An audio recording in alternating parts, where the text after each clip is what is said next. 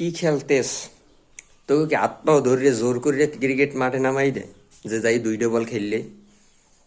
মানে উইকেটগুলো এমন করে দিতেছো মনে হয় যেন হাত পাও বাঁধতে জোর করে তোকে মাঠে ফাটাই দিস, এরপর তোরা খেলতে আসো।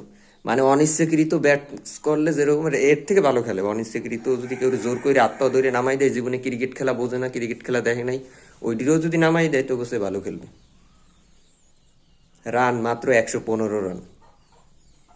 13-14 ওভারের মধ্যে জিতলে যে জায়গায় সেমিফাইনাল নিশ্চিত করা যায়। এই সব ম্যাচে, এত ভাইটাল একটা ম্যাচে এসে এই রকমের পারফরমেন্স খুবই দুঃখজনক। দুঃখজনক না, কেননা তো থেকে তো এর থেকে ভালো কিছু আশা করা সম্ভবই না।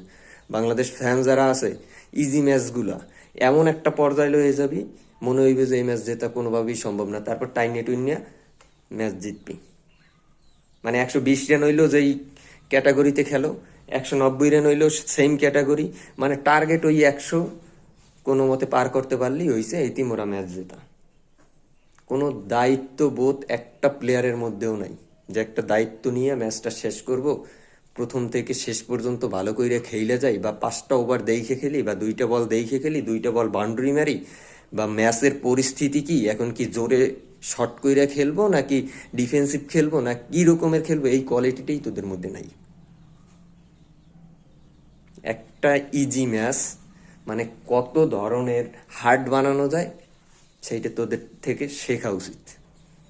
কেননা ভালো কিছু তো মানুষ শিখতে পারবে না। আর নাজমুল হাসান শান্ত, সে আবার ক্যাপ্টেন।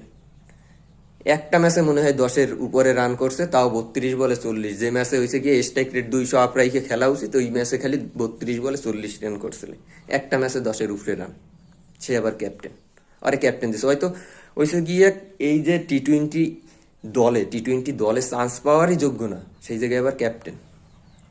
বাংলাদেশ টিমের মানে বর্ষসেরা ক্যাপ্টেন। তার অভিজ্ঞতার ফুলজুরি দেখতেছি এখন, অভিজ্ঞতার ফুলজুরি। মানে 2টা মিনিট, মানে একটা ওভারের মধ্যে, মানে ওই 2টা বলই একটা ওভার খালি দেখি না, একটা ওভার দেখি নেই, তাই আইসা মোবাইলটা অন করলাম, মোবাইলটা অন করে দেখি উইকেট নাই 3টে। কি সুন্দর স্টার্টিং হয়েছে, প্রথম ওভারে 13 রান। তারপর একটু দেখে শুইনে বুঝে শুইনে খেল, তারপর আসতেছে যাইতেছে, আসতেছে যাইতেছে।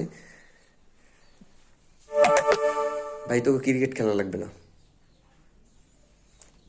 এই রকমের বাজে পারফরমেন্সের পরও এত বড় একটা সুযোগ আসছে, লাগাতার বাজে পারফরমেন্স, তারপর এত বড় একটা সুযোগ আসছে। যদি আফগানিস্তানের 13-14 ওভারের মধ্যে হারাইতে পারতাম তাহলে কিন্তু সেমিফাইনাল নিশ্চিত করা যায়।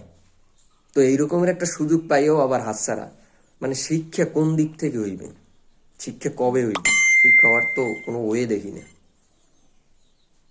যত ম্যাচ যায় আমাদের জন্য দোয়া কইরেন, আমাদের টার্গেট নেক্সট বিশ্বকাপ। এই রকমের মানে সেন্সলেস কথাবার্তা বাদ দিয়ে একটু খেলার দিকে মন দে, খেলার দিকে মন দে। খেলার কী রকমের ভালো খেলা যায় প্র্যাকটিসের সময় দে, এতে কাম হইবে। অলওয়েজ টিকটক মিকটক নিয়ে এখন ম্যাক্সিমামই দেখা যায় যে সোশ্যাল মিডিয়ায় তারা খুব পরিমাণে অ্যাক্টিভ। ওই সোশ্যাল মিডিয়া অ্যাক্টিভ না থেকে একটু খেলার মাঠে টাইম দেয়। কেননা তোগো ওই যে অ্যাডভার্টিসমেন্টের জন্য তোগো রায় হয় নাই, বহুত মডেল আছে, এরা করুক। ওইসব সাইডে একটু ফিল্ডে মনোযোগ দেয়।